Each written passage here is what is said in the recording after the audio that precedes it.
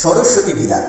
Saraswati villa সুন্দর ঘরোয়া পরিবেশে অত্যাধুনিক মডেলের মেস বাড়ি, ওয়াইফাইও আছে।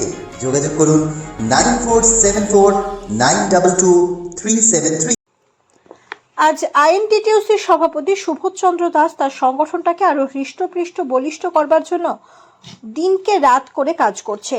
সেই রকমই আজ রাজ্য বিদ্যুৎ পরিষদের 505 সংগঠনের উদ্যোগে জিয়াগঞ্জে তাদের অফিসে এক নির্বাচনী সভা করলো। এই সভায় সুবোধচন্দ্র দাস বলেন যে আমি এই সংগঠনে আসার আগেও এই সংগঠনের প্রতিটা নারী নক্ষত্র জানি।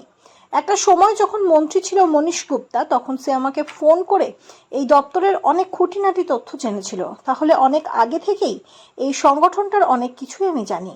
আজকের ওই নির্বাচনী প্রস্তুতি সভায় উপস্থিত ছিলেন বিশিষ্ট সাংবাদিক মানিক ভট্টাচার্য, জেলার বিশিষ্ট শিক্ষক নেতা দিলবার হোসেন।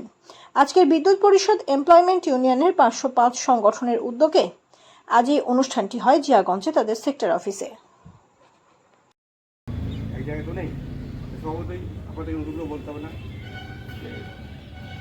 এরপর আমি এমন সময় দায়িত্ব পেলাম, আপনার সঙ্গে বসা যারা শুনি সেটা পেলাম না। দায়িত্ব পাওয়ার পর থেকেই একবার সেই মমতা মহাবী স্টেডিয়ামে এলো, তারপরে অবস্থান বিক্ষোভ, তারপরে ভোট, পরপর যেটা আমি শুধু ভোটটা বড় কথা না, যে কর্মচারীর যে সমস্যা, সেই সমস্যা নিয়ে আমাকে লড়াই করতে হবে। সেই সুযোগটা এখন আসেনি, সামনে আসবে, তখন আপনাদের বলবো। যেমন আমাদের যখন মনীশ গুপ্তা যখন মন্ত্রী ছিল, উনি যে কাজগুলো করে গেছে গোটা বাংলাতে করেছে, যেটা আমাদের মুর্শিদাবাদ জেলায় যখন তখন রাত্রিবেলাতে ফোন করছি, রাত্রি 11টা, তুমি অবদান সবাই কেন করবো, রাত্রি অবদান থেকে আপনার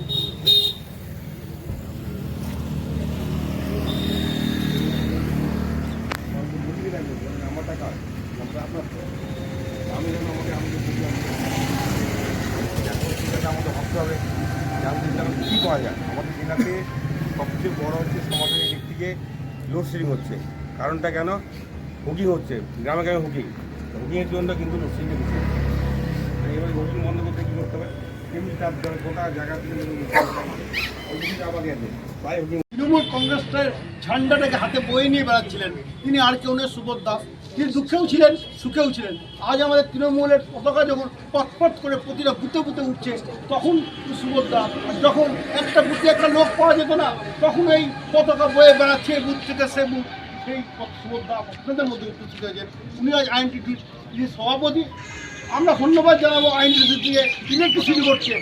একটা সময় বলতো তোমার দেখা নাই গো, তোমার দেখা নাই, অর্থাৎ লোডশেডিংয়ের দেখা নাই গো, লোডশেডিংয়ের দেখা নাই। আজকে আর লোডশেডিং বলে কোনো জিনিস হয় না। একই পরিকাঠামো, একই যন্ত্রপাতি, একই ইনস্ট্রুমেন্ট, কিন্তু সরকারটা পরিবর্তন হয়েছে। বুদ্ধদেব ভট্টাচার্যের জায়গায় মমতা ব্যানার্জি এসছে, তাতেই লাইটের আজকে লোডশেডিং বলে কোনো বস্তু এই মুহূর্তে পশ্চিমবাংলায় নাই। আপনারা জানেন আমার চাইতে ভালো